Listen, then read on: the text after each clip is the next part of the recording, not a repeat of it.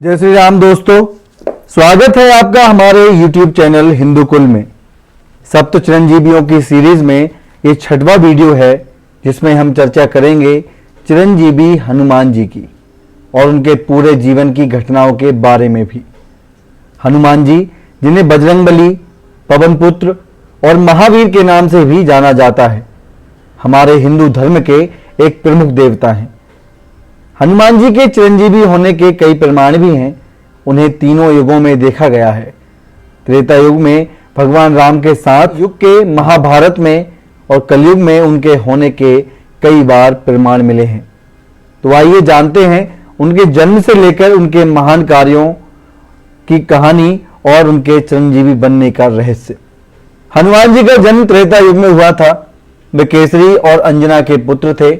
उनके पिता केसरी एक शक्तिशाली बानर राजा थे, जबकि माता अंजना एक अप्सरा थी, जो एक शाप के कारण पृथ्वी पर बानर के रूप में जन्मी थी। ऐसा कहा जाता है कि हनुमान जी का जन्म स्वयं भगवान शिव के आशीर्वाद से हुआ था, इसलिए हनुमान जी को शिव का अवतार माना जाता है। हनुमान जी का बचपन अत्यंत चंचलता और अद्भुत शक्तियों से भरा हुआ था। एक बार जब वे बहुत छोटे थे, उन्होंने सूर्य को एक फल समझकर निगल लिया था। इससे समस्त संसार में अंधकार छा गया था। इस पर इंद्रदेव ने अपने वज्र से उन पर प्रहार किया, जिससे वे मूर्छित हो गए। बाद में पवन देव ने हनुमान जी की रक्षा के लिए अपनी वायु को बंद कर दिया, जिससे समस्त जीवों का जीवन संकट में पड़ गया। इसके बाद सभी देवताओं ने मिलकर हनुमान जी को अनगिनत वरदान दिए, जिससे वे और भी शक्तिशाली हो गए। हनुमान जी ने भगवान सूर्य से वेदों, शास्त्रों और विभिन्न विद्याओं का ज्ञान प्राप्त किया था। सूर्यदेव ने उन्हें शिक्षा दी और हनुमान जी ने अपनी अद्भुत स्मरण शक्ति और समर्पण से सभी तरह के ज्ञान को शीघ्र ही आत्मसात कर लिया। वे केवल बल और पराक्रम में ही नहीं, बल्कि ज्ञान और भक्ति में भी अद्वितीय थे। हनुमान जी का जीवन श्री राम के प्रति अटूट भक्ति और सेवा के लिए विशेष रूप से जाना जाता है। जब माता सीता का रावण द्वारा अपहरण कर लिया गया था, तब श्री राम और लक्ष्मण उनकी खोज में निकले थे। हनुमान जी ने श्री राम की सेवा में खुद को समर्पित कर दिया और उनकी सेना का महत्वपूर्ण हिस्सा बन गए। हनुमान जी ने सुग्रीव और श्री राम की मित्रता कराने में महत्वपूर्ण भूमिका निभाई थी। इसके बाद वे माता सीता की खोज में लंका गए। अपनी शक्तियों और बुद्धि का प्रयोग करके उन्होंने सागर को पार किया और लंका की अशोक वाटिका में सीता माता से भेंट की। उन्होंने सीता माता को श्री राम की अंगूठी दी और उनके सुरक्षित होने का संदेश दिया। यह घटना रामायण की सबसे महत्वपूर्ण घटनाओं में से एक है। हनुमान जी ने लंका में अपने अद्भुत पराक्रम का प्रदर्शन किया, जिसके बाद रावण के दरबार में हनुमान जी को बंदी बना लिया गया और उनकी पूंछ में आग लगा दी गई। तब उन्होंने अपनी पूंछ से पूरी लंका को जला दिया था। इस घटना ने लंका के विनाश की शुरुआत की और श्री राम की विजय के मार्ग को प्रशस्त किया। लंका पर आक्रमण के लिए समुद्र पार करना आवश्यक था। हनुमान जी ने अपनी बुद्धि और शक्ति से वानरों की सेना को प्रेरित किया और राम सेतु के निर्माण में महत्वपूर्ण भूमिका निभाई। विशाल पत्थरों को उठाकर समुद्र में डालने का कार्य हनुमान जी और उनकी वानर सेना ने अद्भुत समर्पण और वीरता से पूरा किया।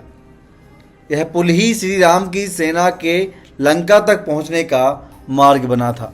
लंका के युद्ध में हनुमान जी ने कई दुष्ट राक्षसों का नाश किया। वे श्री राम के सबसे विश्वसनीय और शक्तिशाली योद्धा थे।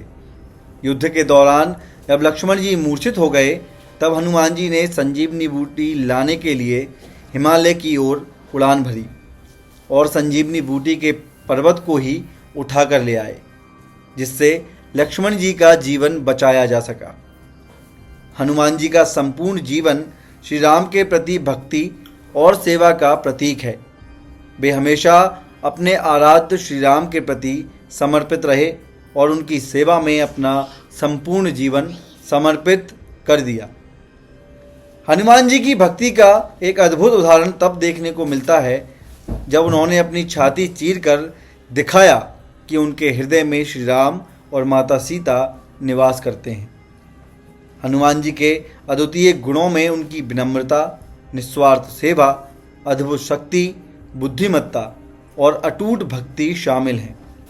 वे परम पराक्रमी होते हुए भी अत्यंत विनम्र और सेवा भाव से युक्त थे। हनुमान जी की भक्ति के कई रूप हैं जिनमें हनुमान चालीसा का विशेष महत्व है। तुलसीदास द्वारा रचित हनुमान चालीसा हनुमान जी की महिमा और उनकी अद्वितीय शक्तियों का वर्णन करती है। हनुमान जी भी सप्त चिरंजीवियों में से एक हैं। इसके कई प्रमाण पुराणों व हिंदू धार्मिक ग्रंथों में मिलते हैं।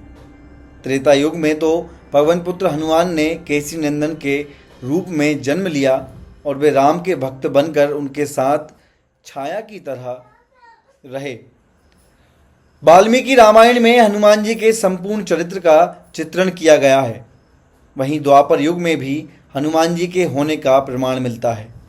महाभारत में हनुमान जी ने पांडुपुत्र भीम की परीक्षा ली थी।